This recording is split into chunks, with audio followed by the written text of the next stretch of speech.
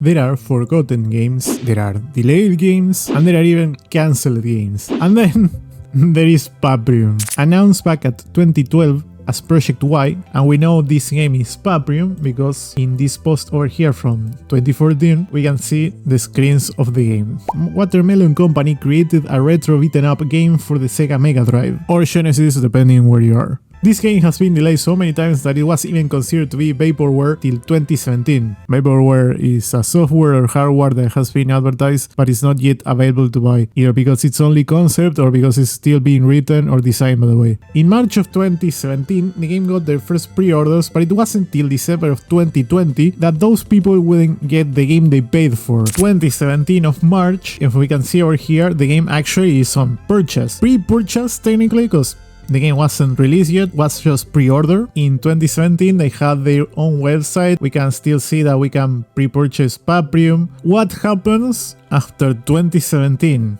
Well, from 2012 to 2017, it's not like they were in complete silence, but there was a lot of non-communication around this game. So if we go here, back to 2017 again, silence is gold, but not always. And here they explain basically that they have some delays with PayPal, because PayPal was holding the money. If we see the Q&A, it says, is your money lost? No, your money is in PayPal's bank account at the moment. Are my orders and pre-orders cancelled? No, we still have your orders. You will get my games? Yes, of course, this is the usual. Wait is too long, can I get a refund? Yes, anytime, please contact the support, we will refund you and cancel your orders and pre-orders. As far as I understand, this wasn't a thing. In fact, they didn't give almost any refunds. If someone did, was PayPal and not the company itself, which is good that at least some people got their PayPal money out of it. But at the same time, we gotta keep in mind that this is not even Kickstarter. This was like their own publishing of the game.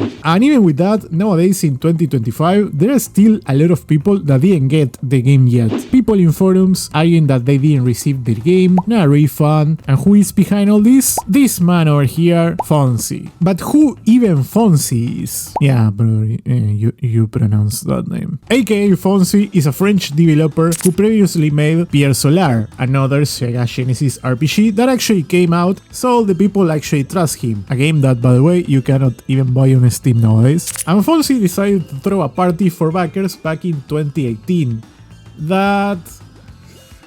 Oh boy.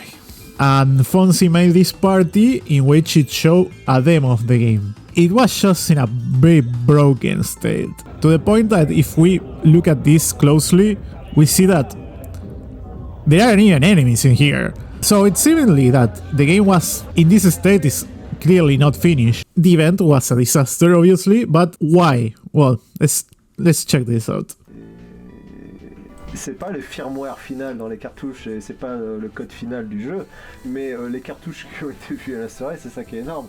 Tout ce qui a été vu à la soirée, c'est le jeu tel qu'il était censé sortir à la soirée. Il n'y a aucun changement, c'est les mêmes stocks dans les mêmes boîtes qui sont restées en stockage en 2018. Alors, du coup, donc les mecs qui s'amusent à sortir que ça aurait été refait ou j'en sais rien, mais qu'est-ce qui s'est passé à la soirée? Parce qu'apparemment, de ce que j'ai vu, il y a eu des bugs, les ennemis, il y en avait très peu par rapport à... Non, mais c'est pas ça, c'est que la soirée, en fait, le jeu, comme je vous ai raconté, comme on touche pas l'argent et qu'en fait, il y a tout un système magique. Okay, wait, hold on.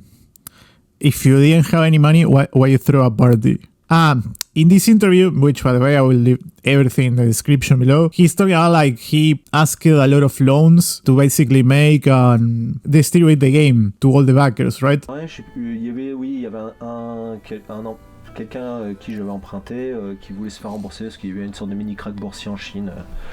Je dirais 3 ou 4 mois avant la soirée. Du coup j'étais pas serein et puis de deux je faisais que des allers-retours d'usine en usine. La soirée c'était quoi? Il fallait que je récupère, j'étais chez moi, il fallait que je prenne un avion pour aller récupérer des prototypes de l'usine, pour ensuite prendre un avion direct pour venir en France avec 70 kg de matériel parce qu'on avait les bornes d'arcade et tout ça. J'arrive, les personnes qui étaient censées être là pour m'aider à remettre comment dire, reprogrammer les cartouches avec la dernière version du jeu, blablabla. Je vais pas rentrer dans les détails, mais en gros, ce qu'il faut savoir, c'est que la soirée, c'était quand même un gros chantier.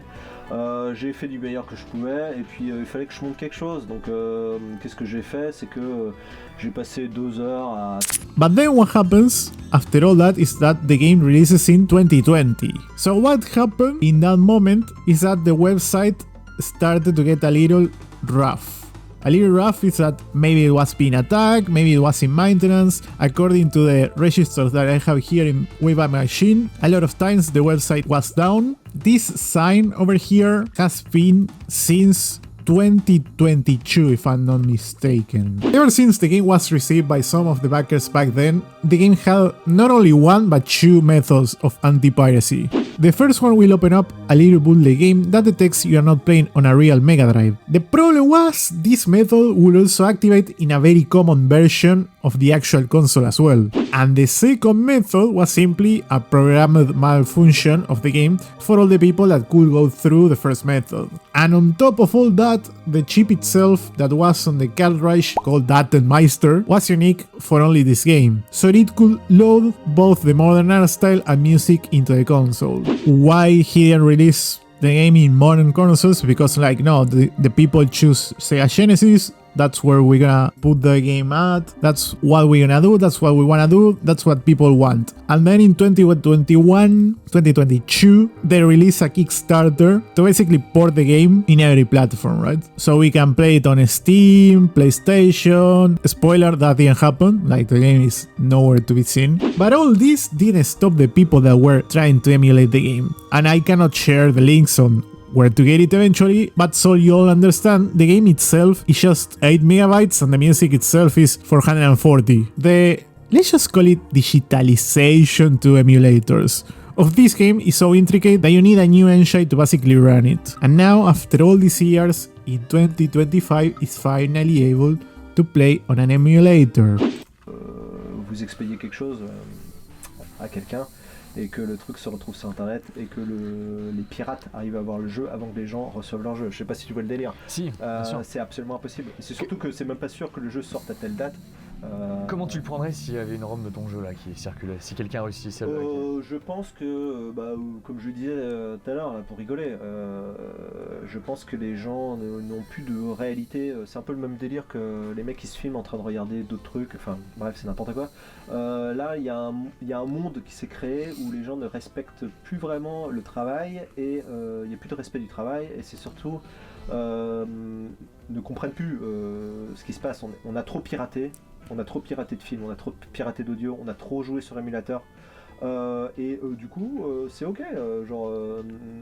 Ouais, c'est rentré dans les mœurs. C'est ok de pirater le travail de quelqu'un, et c'est même pour son bien. Parce que moi, pour Pierre Solar et même pour Paprium, les gens essaient de hacker le jeu pour mon bien. C'est-à-dire qu'ils sont persuadés que ça va me faire de la pub. Je demande à ces gens-là, il y a peut-être des gens qui sont dans leur délire. Je ne vais pas les insulter, etc. Mais je demande à ces gens déjà de travailler, de faire un produit équivalent et de le mettre gratuitement sur internet. Ouais, après des années de travail. Après qu'on les ait volés en plus. This is the thing, right? At the end of the day, the problem, more than the game being emulated, the problem is that almost all the people that bought the game really didn't receive the game. So if emulated is the only way that they can play it, I mean, go for it, man. Play it.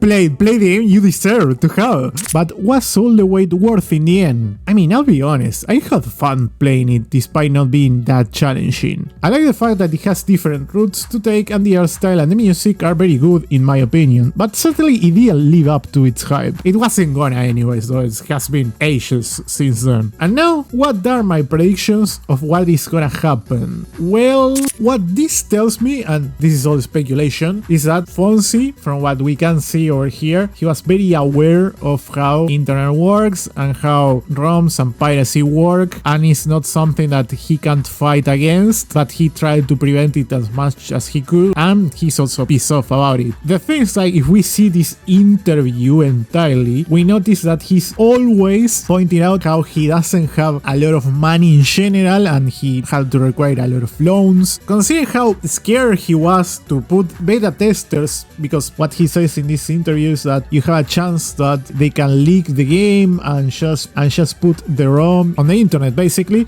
if you just hire beta testers that try the game for you. That's it's a fair assumption, right? What it tells me that he's always been like low-key scared of the game to be public for everyone, emulator. And this doesn't really have to do anything with the fact that he released the game or not in the end. It's more like in the process of he's making the game. He always thought about this issue could happen because if he had any money and if he had any resources to actually take down all those ROMs, he would be more confident and just take down the whole thing later. The thing is, like, even after all this, in which the company has been in silence for pretty much a lot, what we have in this interview is that he's still basically saying there is no money. My assumption what is gonna happen with all this, I mean, the people that bought it in 2017, they are screwed. If they didn't get the game by this point, they probably are screwed. But the people that bought it from the Kickstarter, all these backers, at least maybe Kickstarter